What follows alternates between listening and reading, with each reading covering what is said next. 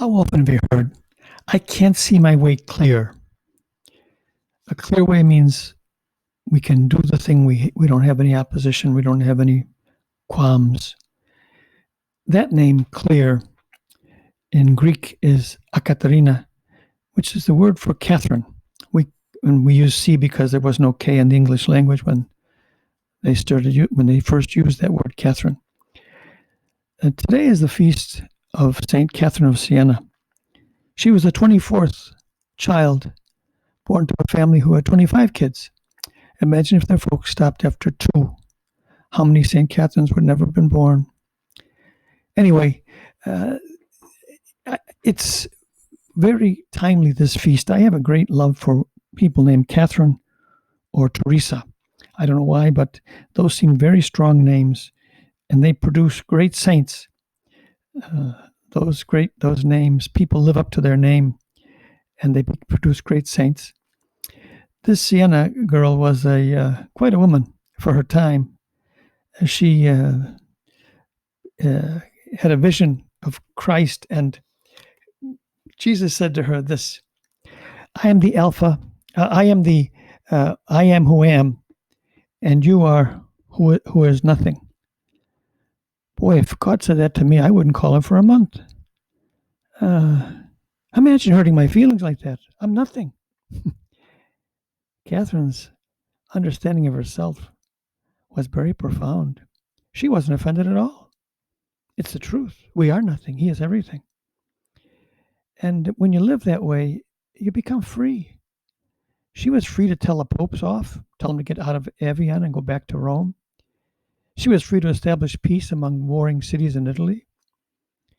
She was free to become a doctor of the church, the first doctor of the church that was a woman, and a woman who stood up to her parents and said, I'm not going to marry, when they tried to arrange a marriage. At 15, or at 9, she told her parents, I'm not marrying. I'm going to give myself to Jesus.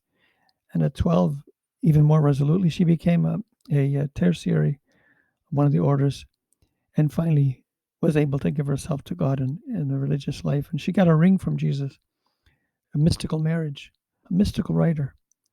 But what struck me about Catherine being her name being clear, is that all the people we've been hearing about in these 40 days of trial to prove to ourselves, because the only one really have to accept the truth about Jesus' resurrection is me and you.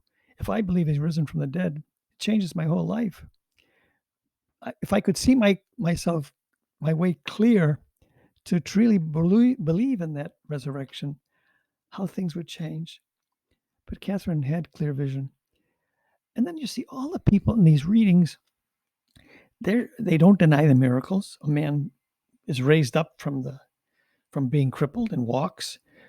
Jails are open and people walk out, and the jail hasn't been closed. I mean, it has never been opened. The jailers are still there.